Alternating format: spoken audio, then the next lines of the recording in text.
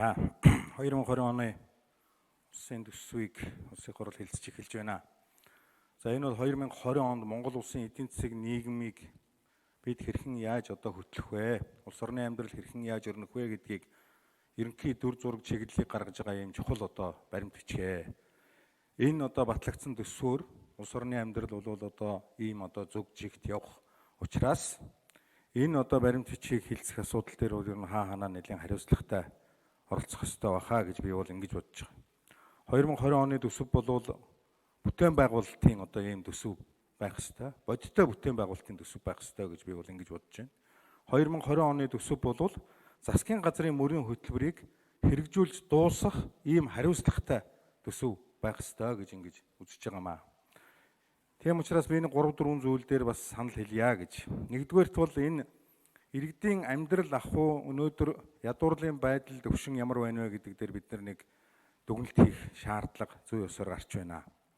Энэ оны эхний хагас жилийн байдлаар эдийн засгийн өсөлт 7.3, нэгдүгээр улирлын байдлаар 8.7 гэдээ гарсан. 16 оны 8 дугаар сард энэ их хурал үйл ажиллагаагаа эхэлж явах үед эдийн засгийн уналт хасах 1.4 байсан. Ингээд энэ хасах 1.4-өөс өнөөгийн өсөлтийг аваад үзэх юм бол 8.9 бараг 9-10% эдийн засаг бол ингэж өсөж байгаамаа.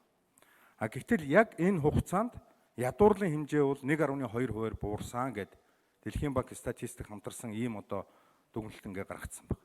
Тэгээ ийм үед бид нэр энэ иргэдийн амьдрал дээш нь татах тал дээр цалин дэвтгэрийн асуудал дээр бол энэ 8%-аар зөвхөн хязгаарлаж арай боломгүй санагдаж байна.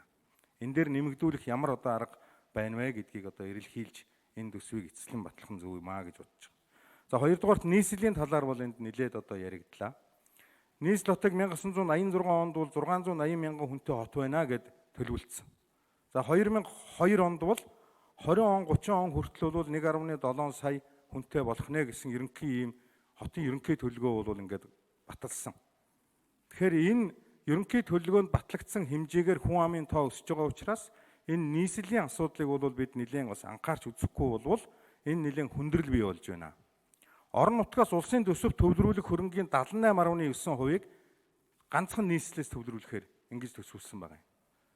Би бол Хүрлбаатар сайд төрийн нарийн бичгийн дараагаар ажиллаж байхдаа нийслэлийн улсын төсөв төвлөрүүлдэг тэр хөрөнгийг тэг болгож байсан 2007-8 оны үед бол яг өөрөө гардаж хийжсэн би дуршлагтай хүн гэж бодож байгаа.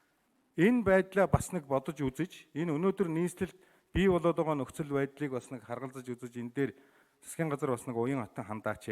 Энэ 319 тэрбум төгрөг бол арай ахтах юм биш байгаа гэж ингэж бодогдож байна.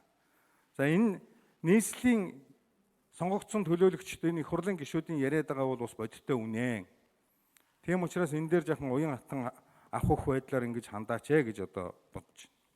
За төсвийн хөрөнгө оруулалтын асуудал ярихад энэ зураг төсөвт нэг экспертиз хийн гэдэг ийм зүйлээр төсөв асар их өсөж байна.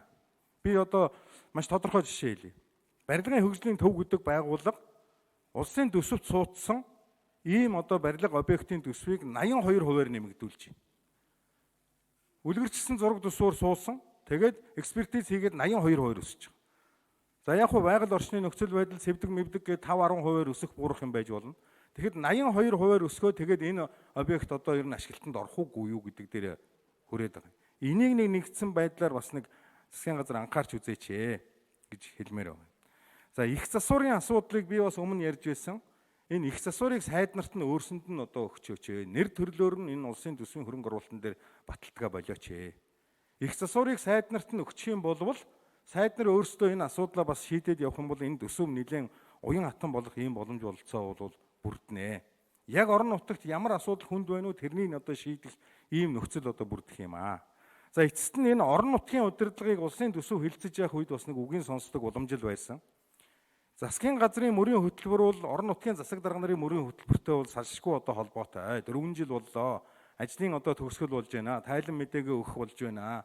Тийм учраас орон нутгийн удирдлагыг 1-2 дугаар хэлэлцүүлгийн хаана байдгийн энэ засаг дарга нарын үгийг нэг сонсоод энэ улсын төсөв маань орон нутгийн төсөв эдийн засгийн байдалтай хэр уялдаж байна вэ гэдгийг нэг уялдуулж авч үзэх талаар энэ төсвийн хэлэлцүүлгийн үед анхаарч үзээч гэсэн ийм саналыг би хэлмээр байгаамаа. За баярлалаа.